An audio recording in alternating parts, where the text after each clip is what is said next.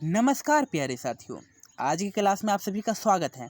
आज हम class 12th के पॉलिटिकल साइंस का चैप्टर नंबर 3 के ऑल इम्पोर्टेंट ऑब्जेक्टिव जो है उसका डिस्कशन करने वाले हैं। और इस क्लास में यदि आपने पूरे ऑब्जेक्टिव को शुरू से एंड तक देख लिया और जितने भी ऑब्जेक्टिव मैंने बताया यदि आप वो याद रख लेते हैं तो मैं इतना गारंटी देता हूँ कि 12th क्लास 2026 के बोर्ड एग्ज़ाम में आपसे एक भी इस चैप्टर से ऑब्जेक्टिव छूटने वाला नहीं है। तो इसलिए आप सबसे निवेदन है कि बिना स्किप किए हुए, बिना कुछ देरी किए हुए जल्द से जल्द इस वीडियो को ध्यानपूर्वक देखिए और जो ऑब्जेक्टिव याद ना हो उसका हो सके तो स्क्रीनशॉट लेकर अपने मोबाइल में रख लें। धन्यवाद। आज हम इस क्लास को शुरू करते हैं।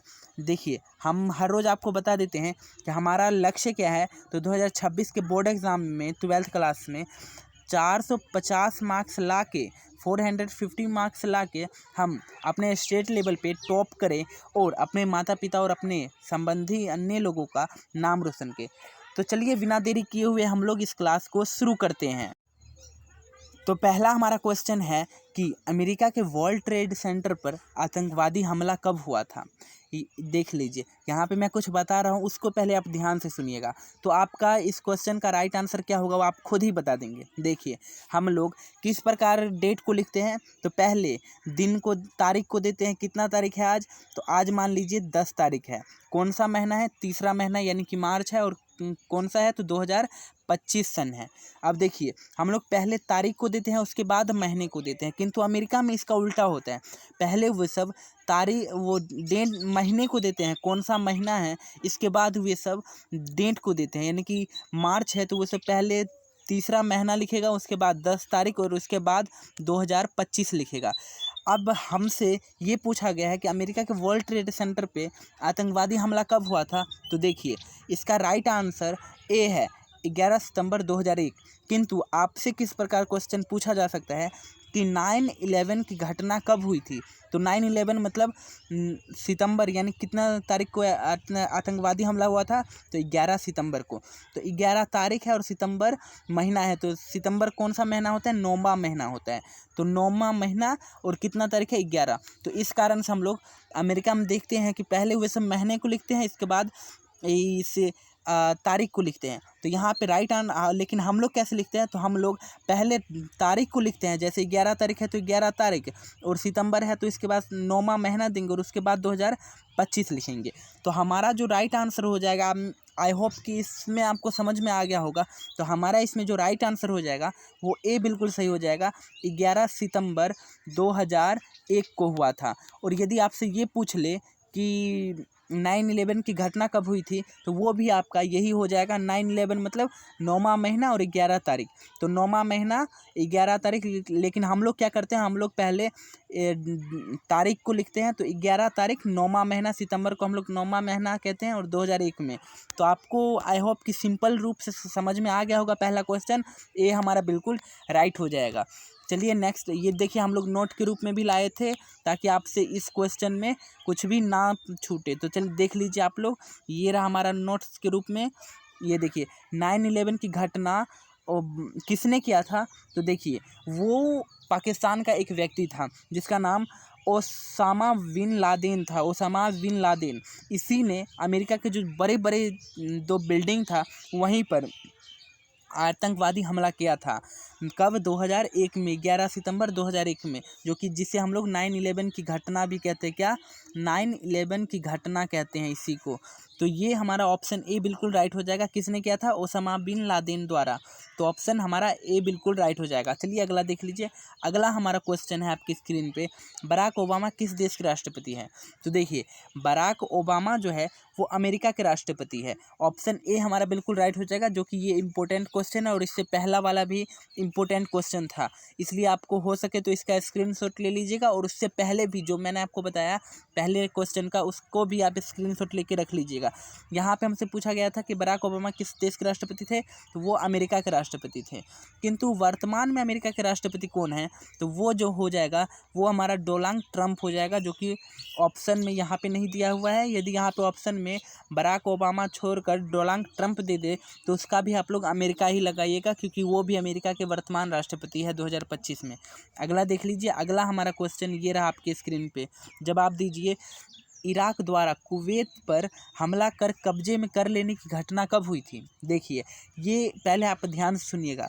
ये इराक जो है इसने कब्जा क्यों किया था, तो इसका हिस्ट्री को समझिए। देखिए, मान लीजिए ये ए जो देश है ये इराक है और बी जो देश है ये कुवैत है। तो देखिए, इस कुवैत के पास बहुत सारा तेल का भंडार है, बहुत छोटा सा देश है किंतु इसके पास तेल का बहुत ज़्यादा भंडार है। किंतु इसने अमेरिका के कहने पर क्या किया, अपने देश में एक पाइप को ज़मीन के अंदर धंसाया, किंतु उस पाइप को इस प्रकार मोड़ दिया कि वो पाइप सीधे जाके इराक की भूमि में टच करके वहाँ के तेलों को निकालने लगा था। तो इस कुवैत ने अमेरिका के कहने पर इराक की भूमि से तेल निकालना पाइपलाइन द्वारा शुरू कर दिया था, चोरी करके। लेकिन जब इराक को इसके बारे में पता चला कि कुवैत जो है वो अमेरिका के कहने पर इस हमारे भूमि से तेल निकाल रहा है, पेट्रोल निकाल रहा है, तो इस इराक ने क्या किया, इस कुवैत पर आके आक्रमण करके इसको अपने कब्जे में ले लिया था। और ये घटना कब हुई थी, तो ये घटना 1990 में हुआ था। तो ऑप्शन बी हमारा बिल्कुल राइट हो जाएगा।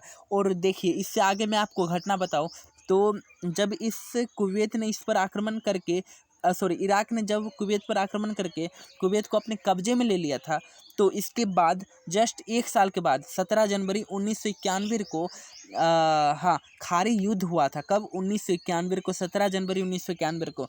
तो पूछा भी जा सकता है कि खारी युद्ध कब हुआ था, तो 1991 में। एग्जैक्ट डेट पूछे तो 17 जनवरी 1991। तो इस क्वेश्चन का राइट आंसर हमारा क्या हो जाएगा, ऑप्शन बी जो है 1990, वही इराक ने कुवैत पर आक्रमण कर उसे अपने कब्जे में ले लिया था। तो ऑप्शन बी हमारा बिल्कुल राइट हो जाएगा। देखिए, यहाँ पे हमने जो बताया वही लिख के आए थे नोट में।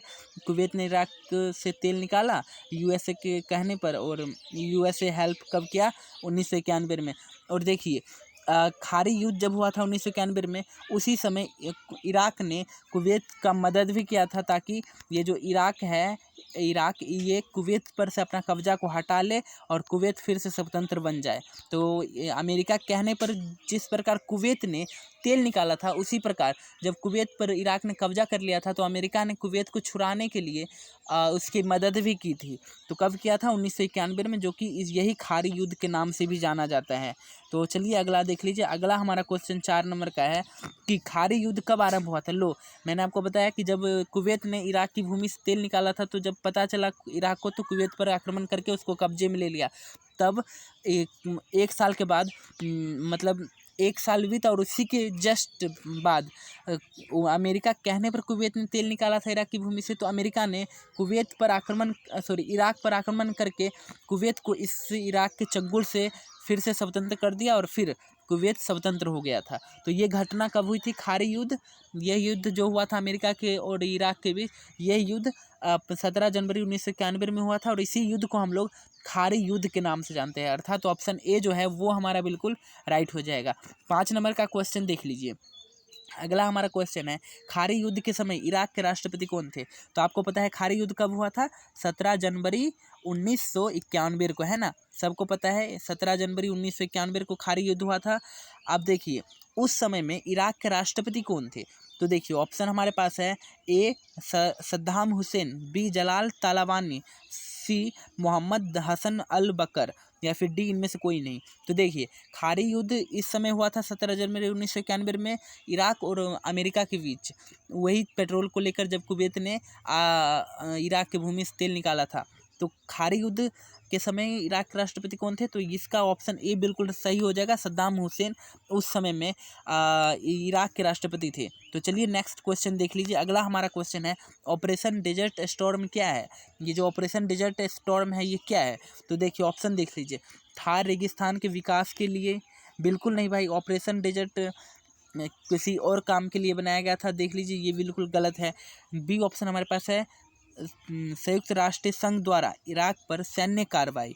ये जो संयुक्त राष्ट्र संघ है उसके द्वारा इराक पर सैन्य कार्रवाई की गई थी। या फिर सी ऑप्शन हमारे पास है, पोखरण का परमाणु परीक्षण, या डी इनमें से उपयुक्त में से कोई नहीं।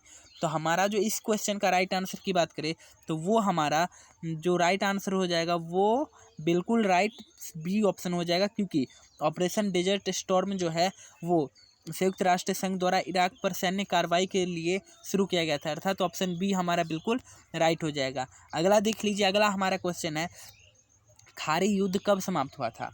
अब देखिए, खारी युद्ध तो सबको पता है कि इसकी शुरुआत कब हुई थी, 17 जनवरी 1991 को, किंतु ये ख़त्म कब हुई थी इसकी बात करें तो ये शुरू कब हुआ था, 17 जनवरी को, है ना, कब, जनवरी को, और ये 10 दिनों के अंदर में ही समाप्त हो गया था, यानी कि 27 फरवरी 1991 को खारी युद्ध समाप्त हो गया था, जो कि ऑप्शन ए हमारा बिल्कुल राइट हो जाएगा। अगला देख लीजिए, अगला हमारा क्वेश्चन है पेंटागन क्या है। ये जो पेंटागन है ये क्या है, तो अमेरिका के वित्त मंत्रालय का मुख्यालय, बी संयुक्त राष्ट्र संघ का मुख्यालय, सी अमेरिकी रक्षा मंत्रालय का मुख्यालय, या फिर डी अमेरिका का एक मशहूर विश्वविद्यालय। तो पेंटागन जो है ये अमेरिका में है, और ये क्या है, तो ये अमेरिका का जो रक्षा मंत्रालय है उसी का मुख्यालय पेंटागन है। यदि आपसे ये पूछ ले कि पेंटागन कहाँ है, तो ये कहाँ है, तो आपको अभी पता चल गया कि ये जो पेंटागन है, ये पेंटागन एक इमारत है और ये अमेरिका में स्थित है, और ये किस लिए प्रसिद्ध है, तो अमेरिका के रक्षा मंत्रालय के लिए प्रसिद्ध है। तो ऑप्शन सी हमारा बिल्कुल राइट हो जाएगा। अगला देख लीजिए, अगला 9 नंबर का क्वेश्चन हमारा है कि नीली जींस की संस्कृति किस देश की संस्कृति है। ये जो नीली जींस की संस्कृति है ये किस देश की संस्कृति है, तो ये जो है ये अमेरिका की संस्कृति को हम लोग नीली जींस की संस्कृति के नाम से जानते हैं। तो ऑप्शन डी हमारा बिल्कुल राइट हो जाएगा। नेक्स्ट क्वेश्चन हमारा है, ये आपकी स्क्रीन पे है, जवाब दीजिए। 1991 में सोवियत संघ के विघटन के बाद अंतर्राष्ट्रीय पटल में निम्नलिखित में किस तरह की परिवर्तन आई। यानी कि 1991 में सोवियत संघ के, यानी कि 1991 का जब समय था उस समय सोवियत संघ के विघटन, यानी कि हम लोग को पता है 25 दिसंबर 1991 को सोवियत संघ का विघटन हो जाता है। किसका, सोवियत संघ का विघटन हो जाता है। तो वही पूछ रहा है 1991 में सोवियत संघ के विघटन के बाद, इसके बाद जब सोवियत संघ का विघटन हो गया उसके बाद अंतर्राष्ट्रीय पटल में निम्नलिखित में से किस तरह की परिवर्तन आई थी। तो क्या हुआ था, तो एक द्रव्य तक कायम हुई, या फिर बी अमेरिकी वर्चस्व में वृद्धि हुई, सी शांति संतुलन का खतरा, या फिर डी इनमें सभी। तो देखिए, जब अमेरिका का 25 दिसंबर 1991 में विघटन हो जाता है, सोवियत संघ का 25 दिसंबर 1991 में विघटन हो जाता है, तो इसके बाद एक द्रव्य तक कायम हुई थी, एक द्रव्यता होनी चाहिए थी यहाँ पे, एक द्रव्यता, हाँ, ये एक द्रव्यता कायम हुई थी, ये भी सही हो जाएगा क्योंकि अमेरिका एकमात्र बच गया था। शीत युद्ध 2 देशों के बीच में चल रहा था, किनके, अमेरिका और सोवियत संघ के बीच में। कब से कब तक, 1945 में शुरू हुआ और 1991 25 दिसंबर 1991 को समाप्त हुआ, जो कि और सोवियत संघ का जब विघटन हुआ था उसी के विघटन के बाद समाप्त हो गया था। लेकिन जब इसका विघटन हो गया था तो फिर चलिए देख लीजिए, एक द्रव्यता कायम हुई थी, हाँ बिल्कुल हुई थी। अमेरिका वर्चस्व में वृद्धि हुई थी, जब अकेला अमेरिका बच गया था तो इसकी वर्चस्व में भी वृद्धि हो गई थी, और शक्ति संतुलन का खतरा भी मंडराने लगा था क्योंकि सोवियत संघ का जब विघटन हो गया था तो अकेले यही बच गया था, तो खतरा, शक्ति संतुलन का खतरा मंडराने लगा था। यानी कि उपयुक्त ये सभी बिल्कुल राइट हो जाएगा। ऑप्शन डी हमारा बिल्कुल राइट है। अगला देख लीजिए, अगला हमारा क्वेश्चन है आपकी स्क्रीन पे, सोवियत संघ की युवा नीलो जोश किसका प्रतीक माने जाते हैं। यानी कि सोवियत संघ के युवा नीलो जोश किसका प्रतीक माने जाते हैं।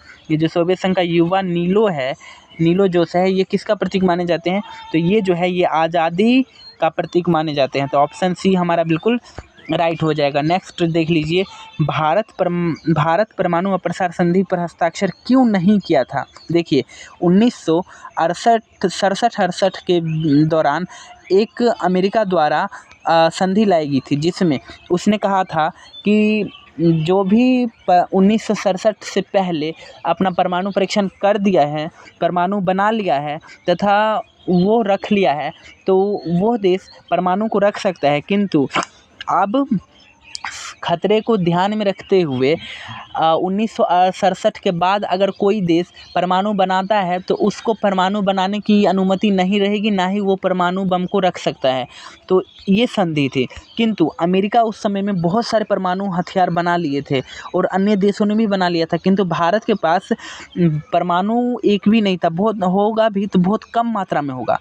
तो अमेरिका को जब ऐसा लगा कि यदि हमारे पास ही परमाणु रहेगा तो सभी देश हमारे अंदर में रहेंगे, किंतु भारत ने इस पर हस्ताक्षर इस वजह से नहीं किया कि भारत को यदि भविष्य में किसी प्रकार से अमेरिका द्वारा दबाव दिया जाता है तो वो इसका सामना नहीं कर पाएगा। इस कारण से भारत ने परमाणु अप्रसार संधि पर हस्ताक्षर नहीं किया था। तो हमसे ये पूछा गया है इस क्वेश्चन में कि भारत परमाणु अप्रसार संधि पर हस्ताक्षर क्यों नहीं किया था, क्यों नहीं किया, मैंने आपको बता दिया। तो देखिए ऑप्शन हमारे पास है, भारत परमाणु बम का प्रसार चाहता था, नहीं भाई प्रसार नहीं चाहता था, किंतु वो बनाना चाहता था, सभी देश को मजबूत बनाना चाहता था। बी ऑप्शन है, बस इसे भेदभावपूर्ण मानता था। हाँ, भेदभावपूर्ण मानता था, ये ऑप्शन बी बिल्कुल सही है। क्यों? क्योंकि देखिए अमेरिका ने कहा था कि जो भी देश 1967-68 से पहले परमाणु बना लिया है वो रख सकता है, किंतु 1968 के बाद कोई देश परमाणु नहीं बनाएगा और ना ही कोई परमाणु बम रखेगा। तो इस प्रकार से अमेरिका ने भेदभाव की नीति ला दी थी। तो इस कारण से इसे भेदभावपूर्ण भारत मानता था। इस कारण से भारत ने परमाणु अप्रसार संधि पर हस्ताक्षर नहीं किया था। ऑप्शन बी हमारा बिल्कुल राइट हो जाएगा। इसका स्क्रीनशॉट ले लीजिएगा क्योंकि ये इंपॉर्टेंट क्वेश्चन है। चलिए 13 नंबर का क्वेश्चन हम लोग देख लेते हैं। किस देश ने नाटो में रहकर अमेरिकी नेतृत्व का विरोध किया था? यानी कि वो कौन सा देश था इन चारों देश में जिसने नाटो में ही रहा था? यानी कि आपको पता है कि अमेरिका का नाटो एक पैक्ट था, तो ये नाटो किसका संगठन था? अमेरिका का। तो कौन सा देश नाटो में ही रहकर अमेरिका का विरोध किया था? तो वो फ्रांस जो था, उसी ने अमेरिका के नाटो में सदस्य रहकर अमेरिका का ही विरोध किया था। ऑप्शन बी हमारा बिल्कुल राइट हो जाएगा। नेक्स्ट क्वेश्चन देख लीजिए। अगला हमारा है, अंतर्राष्ट्रीय पहल पर अमेरिकी वर्चस्व कब से माना जाता है? तो कब से माना जाएगा? जब सोवियत संघ का विघटन हुआ 25 दिसंबर 1991 को जब सोवियत संघ का विघटन हुआ तभी तो इसका वर्चस्व शुरू हुआ। यानी कि अकेले महाशक्ति के रूप में अमेरिका बच गया था। कब से? तो 1991 से। तो ऑप्शन सी हमारा बिल्कुल राइट हो जाएगा, 1991। चलिए अगला देख लीजिए। अगला हमारा क्वेश्चन है कि भारत को कब से परमाणु संपन्न देश की श्रेणी में रखा गया था? तो देखिए भारत ने पहला परमाणु परीक्षण कब किया था? 1974 में। कब? 1974 में। और दूसरा कब किया था? 1998 में। और दोनों कहाँ पर किया था? तो दोनों परमाणु परीक्षण पोखरण में किया था। कहाँ पर? पोखरण में। तो ये परमाणु परीक्षण पोखरण में भारत ने किया था, दोनों परमाणु परीक्षण। लेकिन यहाँ पे हमसे पूछा गया है कि कब से परमाणु संपन्न देश की श्रेणी में रखा गया भारत को? तो वो ऑप्शन बी हमारा बिल्कुल राइट हो जाएगा। 2008 से भारत को परमाणु संपन्न देश की श्रेणी में रखा गया था, क्योंकि इस समय में भारत के पास भी बहुत सारे परमाणु हथियार बन गए थे। तो ऑप्शन बी हमारा बिल्कुल राइट हो जाएगा। और ये भी आपको याद रखना है, भारत ने पहला परमाणु परीक्षण कब किया? 1974 में और दूसरा 1998 में। तो ऑप्शन बी हमारा बिल्कुल राइट हो जाएगा। अगला देख लीजिए। अगला हमारा है, अमेरिका में आंशिक परमाणु संधि पर हस्ताक्षर कब किया गया? अमेरिका में आंशिक परमाणु संधि पर हस्ताक्षर कब किया गया था? तो 1964 में इसने किया था। ये ऑप्शन हमारा बिल्कुल राइट हो जाएगा, जो कि ये इम्पोर्टेंट तो नहीं है किंतु इसका ऑब्जेक्टिव है तो याद रख लेना पड़ता है, क्योंकि बोर्ड एग्जाम में कुछ भी पूछा जा सकता है, लेकिन सिलेबस से बाहर नहीं। सिलेबस से एक आध क्वेश्चन बाहर होगा किंतु ज़्यादा नहीं। तो अगला देख लीजिए। विश्व का कौन सा राष्ट्र अपने बजट का अधिकांश हिस्सा रक्षा अनुसंधान और विकास में खर्च करता है? देखिए अमेरिका जो है ना, वो बहुत ज़्यादा पैसों को अपनी रक्षा यानी कि सिक्योरिटी गार्ड और अपने विकास में खर्च करता है। लेकिन भारत की देख लीजिए, भारत में करते हैं किंतु यहाँ पे जो फटीचर दलाल सब नेता है, वे सब इस नेता विधायक जो है वो सब भारत को अंदर ही अंदर खोखला बनाते जा रहे हैं। तो इस कारण से अमेरिका जो है वही अपने रक्षा अनुसंधान और विकास में बहुत ज़्यादा आय को खर्च करते हैं। ऑप्शन ए हमारा जो है वो बिल्कुल राइट हो जाएगा। अगला देख लीजिए। अगला हमारा क्वेश्चन है, विश्व को इंटरनेट की सुविधा किस देश ने दी थी? तो अमेरिका ने दी थी, जिसे हम लोग यूनाइटेड स्टेट ऑफ अमेरिका कहते हैं, इसी ने। ऑप्शन सी हमारा बिल्कुल राइट हो जाएगा। इंटरनेट की सुविधा संयुक्त राज्य अमेरिका ने दिया था। अगला देख लीजिए। भारत में परमाणु कार्य का मुख्य उद्देश्य क्या था? यानी कि भारत में परमाणु कार्य का मुख्य उद्देश्य क्या था? तो महाशक्ति की दौड़ में शामिल होना, नहीं भाई, ये नहीं थी। महाशक्ति की दौड़ में भारत क्यों चाहेगा शामिल होना, क्योंकि भारत तो हमेशा चाहता है कि पूरे विश्व में शांति स्थापित रहे। तो महाशक्ति की दौर में बिल्कुल नहीं। चीन एवं पाकिस्तान पर दबाव बनाना बिल्कुल नहीं। भारत कभी नहीं चाहता है कि किसी देश को अपना गुलाम में रखे, उस पर दबाव बना के रखे। ऑप्शन सी हमारे पास है संयुक्त राज्य अमेरिका प्रतिभा बनाना। नहीं भाई, अमेरिका को क्यों प्रतिभा बनाना चाहेगा, सब देश अपने अपने तरक्की, अपना अपना विकास स्वयं करे। लेकिन ऑप्शन डी हमारे पास है अपनी ऊर्जा आवश्यकता पूर्ति करने के लिए, पूरा करने के लिए, यानी कि भारत जो है अपनी ऊर्जा आवश्यकता को पूरा करने के लिए ही परमाणु कार्य का मुख्य उद्देश्य रखा गया था। तो ऑप्शन जो है डी हमारा बिल्कुल राइट हो जाएगा। अगला देख लीजिए, अगला हमारा क्वेश्चन है अमेरिका राज्य का संगठन OAS किस संधि से व्यावहारिक रूप से आया है। जो अमेरिका राज्य का संगठन है ये किस संधि से व्यावहारिक रूप में आया है, तो वो है रियो संधि। और रियो डी जेनेरो प्राकृतिक को ध्यान में, सुरक्षा के ध्यान में रखते हुए संधि किया गया था, जो कि रियो डी जेनेरो में हुआ था। ये संधि 1991 में हुई थी, किंतु यहाँ पे किस संधि द्वारा, तो रियो संधि द्वारा। ऑप्शन बी हमारा बिल्कुल राइट हो जाएगा। अगला देख लीजिए, अगला हमारा क्वेश्चन है संयुक्त राज्य अमेरिका में कुल कितने राज्य है, तो ये सबको पता है 50 राज्य है। ऑप्शन बी हमारा बिल्कुल राइट हो जाएगा। बच्चे जी ये जानते हैं अमेरिका में 50 राज्य है। और भारत में पूछे तो भारत में कितने राज्य हैं, 28 राज्य हैं। अगला हमारा है किस वर्ष पश्चिमी राष्ट्र ने नाटो की स्थापना की थी, यानी कि नाटो की स्थापना कब की थी। पश्चिमी राष्ट्र मतलब देखिए, इस तरफ हमारा सोवियत संघ है और इस तरफ अमेरिका है, बीच में समुद्र है, इधर यूरोपीय देश है, नीचे में अफ्रीका है और इसी के बगल में हमारा प्यारा सा भारत है। लेकिन ये जो अमेरिका है इससे हम लोग, ये पश्चिम की ओर स्थित है और ये सोवियत संघ जो है वो पूर्व की दिशा में है। तो यहाँ पे हमसे क्वेश्चन पूछा गया कि पश्चिमी राष्ट्रों ने नाटो की स्थापना कब की थी, यानी कि अमेरिका ने नाटो की स्थापना कब की थी, तो 1949 में नाटो की स्थापना की थी। ऑप्शन बी हमारा जो है वो बिल्कुल राइट हो जाएगा। चलिए अगला देख लीजिए, 2003 में अमेरिका ने किस देश पर आक्रमण किया था, यानी कि 2003 में अमेरिका ने किस देश पर आक्रमण किया था, इराक पर आक्रमण किया था। ऑप्शन सी हमारा बिल्कुल राइट हो जाएगा। चलिए अगला देख लीजिए, अगला हमारा क्वेश्चन ये रहा आपकी स्क्रीन पे। हाँ, 2020 के चुनाव में अमेरिका से डेमोक्रेटिक पार्टी का नेतृत्व कौन कर रहा था। देखिए, अमेरिका में एक डेमोक्रेटिक पार्टी है, उसका नेतृत्व 2020 में कौन कर रहा था, तो JR बाइडेन जो है, यानी कि बाइडेन जो है वो इस पार्टी का नेतृत्व कर रहा था, यानी कि इसी पार्टी से चुनाव लड़ रहा था। कहाँ पर, अमेरिका में। तो ऑप्शन बी हमारा जो है वो बिल्कुल राइट हो जाएगा। चलिए नेक्स्ट क्वेश्चन देख लेते हैं। अगला हमारा है कि संयुक्त राष्ट्र अमेरिका का प्रथम राष्ट्रपति कौन था। तो हमारा संयुक्त राष्ट्र जो है ये एक देश है, इसका प्रथम राष्ट्रपति कौन था, जॉर्ज वाशिंगटन जो है वो प्रथम राष्ट्रपति है। ऑप्शन ए हमारा बिल्कुल राइट हो जाएगा। अगला देख लीजिए, अगला हमारा क्वेश्चन है कि अमेरिका के किस राष्ट्रपति को शांति का नोबेल पुरस्कार दिया गया था।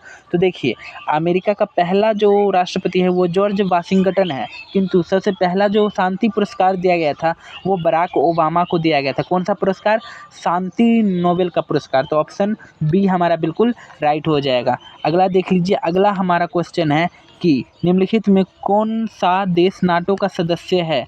तो इसमें से कौन सा एक देश है जो नाटो का सदस्य है, नाटो का सदस्य। तो रूस बिल्कुल नहीं, इसने वार्सा पैक्ट बनाया था। चीन ये भी नहीं है।